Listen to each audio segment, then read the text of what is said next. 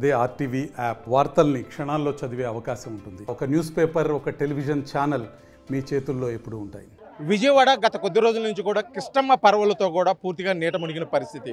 ఇక్కడ విజయవాడ నగరంలోని రామలింగేశ్వరం నగర్లో కూడా ఇప్పుడు రాష్ట్ర రోడ్డు రవాణా శాఖ మంత్రులు రాంప్రసాద్ రెడ్డి గారు అయితే ఇక్కడ డిస్ట్రిబ్యూషన్ కార్యక్రమం అయితే పాల్గొంటున్నారు. ఎవరైతే నిర్వాసితులు ఉన్నారో, ఎవరైతే నీటి ప్రవాహాన్ని కొట్టుకొని కనీసం తినడానికి తినలేని వారు కూడా ఒక ఆహార ప్యాకెట్లు అయితే సరఫరా చేస్తున్న పరిస్థితి ఇక్కడ మనం చూడవచ్చు.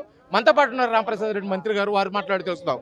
సార్, గత 2 రోజుల నుంచి అయితే రాష్ట్ర వ్యాప్తంగా కురిసిన వర్షాలు అయితే కృష్ణానది ఎగువ ప్రాంతాలు కురిసిన వర్షాల నేపథ్యంలో ఇప్పుడు పూర్తిగా కూడా నీట మునిగిన పరిస్థితి. ప్రభుత్వం నుంచి ఎటువంటి సహాయ సహకారాలు అందబోతున్నాయి? ముఖ్యంగా పెద్దలు ముఖ్యమంత్రి చంద్రబాబు నాయుడు గారు ముందు దృష్టితో ఈ యొక్క కష్టాలను కూడా ఆపారంటే అతిశయోక్తి లేదండి. ఎందుకంటే ఎక్కడెక్కడ వాటర్ డైవర్షన్ చేయాలంటే అక్కడ పైప్ లైన్లు పెట్టడం, మోటార్స్ పెట్టి వాటర్లు ఎవాక్యుయేట్ చేయడం జరిగింది. అలాగే ప్రజలు ఎక్కడ కష్టపడకుండా నిత్యావసర వస్తువులు అయితేనేం, పాలు అయితేనేం, వాళ్ళకి సంబంధించిన బియ్యం రేషన్ విషయంలో కూడా ప్రభుత్వం చర్యలు తీసుకుంటోంది. సుమారు 170 వార్డులలో విజయవాడలో స్పెషల్ ఆఫీసర్లను పెట్టడం, అలాగే మా క్యాబినెట్ అంతా ఇక్కడే ఉండి ఈ క్షేత్రస్థాయిలో ఇక్కడ అన్ని పర్యవేక్షణ చేయడం జరుగుతూ ఉందండి. మరోపక్క ప్రతిపక్ష హోదాలో ఉన్నటువంటి వైఎస్ జగన్మోహన్ రెడ్డి ఇది పూర్తిగా ప్రభుత్వ వైఫల్యం అని చెప్పేసి కూడా ఒక ఆరోపణలు చేస్తున్నారు. జగన్మోహన్ రెడ్డికి ఇంకా సిగ్గు లేదండి. ఎందుకంటే ఆయన 5 సంవత్సరాలు ప్రభుత్వంలో ఉన్నప్పుడు రైల్వే యాక్సిడెంట్ జరిగితే విమానంలో పోయి చూసి వచ్చినాడు, ఆయన హెలికాప్టర్లో పోయి. ఈరోజు చంద్రబాబు నాయుడు గారు 70 సంవత్సరాలు దాటినా కూడా వయసును కూడా లెక్క చేయకుండా ఈరోజు ఇక్కడికి వచ్చేసి ప్రతి ఒక్క ప్రాంతంలో పర్యటించి తగిన చర్యలు తీసుకోవడం జరుగుతూ ఉంది. జగన్మోహన్ రెడ్డి ఇప్పటికైనా సిగ్గు తెచ్చుకోవాలి. ఎందుకంటే ఈ రాష్ట్ర ప్రజలకు మంచి రోజులు వచ్చినా వాళ్ళు సంతోషంగా ఉన్నారు. ఇలాంటి ప్రకృతి వైపరీత్యాలను ఎవరు జయించలేం. ఒక మానవుల్లో దేవుడిగా వచ్చిన చంద్రబాబు నాయుడు గారే ఈ ఇట్లా కార్యక్రమాలు చేపట్టడం జరుగుతూ ఉందండి. అయితే ఇది పూర్తిగా కూడా మ్యాన్ బ్లేడ్ ఫ్లడ్స్ లాగా చూస్తున్నారు. ఇది పూర్తిగా కూడా అధికారుల నిర్లక్ష్యం. ఎవరైతే పాలకులు ఉన్నారో వాళ్ళు ముందస్తుగా హెచ్చరికలు జారీ చేయడం వల్ల కూడా ఇంత నష్టం జరిగింది. ప్రజలు కూడా చాలా ఇబ్బంది పడ్డారని చెప్పేసి వైఎస్ జగన్మోహన్ రెడ్డి చేస్తున్న ప్రధాన ఆరోపణ. ముమ్మాటికి ఇది తప్పండి. నేను కడప జిల్లా ప్రాంతం వాసిని. జగన్మోహన్ రెడ్డి గారు ముఖ్యమంత్రిగా ఉన్న రోజులో అన్నమయ్య ప్రాజెక్టు గేట్లు కొట్టుకొని పోయి ప్రాజెక్టే నీటిలో మునిగిపోయిన రోజుల్లో వందలాది మంది చనిపోవడం జరిగింది అక్కడ. అలాంటి రోజుల్లో అక్కడ నష్టపరిహారం ఇవ్వకుండా దొంగ దాంకొని తిరిగిన జగన్మోహన్ రెడ్డి అక్కడ ఈరోజు క్షేత్రస్థాయిలో ప్రజల దగ్గరకు వచ్చి ఎక్కడైతే మునిగిపోయిందో అక్కడికి వచ్చి చంద్రబాబు నాయుడు గారు ఆయనే పరీక్షించి సాయం చేయడం జరుగుతూ ఉంది.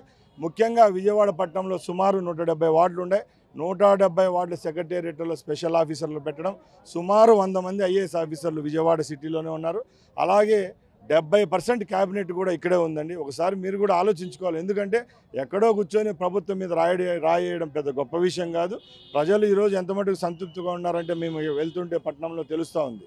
అయితే వైఎస్ జగన్మోహన్ రెడ్డి గతంలో జరిగిన ఇటువంటి విపత్తుకు కూడా ప్యాలెస్ వదిలి రాకుండా ఇటీవల కాలంలో ప్రజల్లో కూడా మమేకమై కూడా తెలియజేస్తున్నారు ఇది పూర్తిగా వైఫల్యం అని చెప్పేసి. దీన్ని మీరే విధంగా చూస్తారు?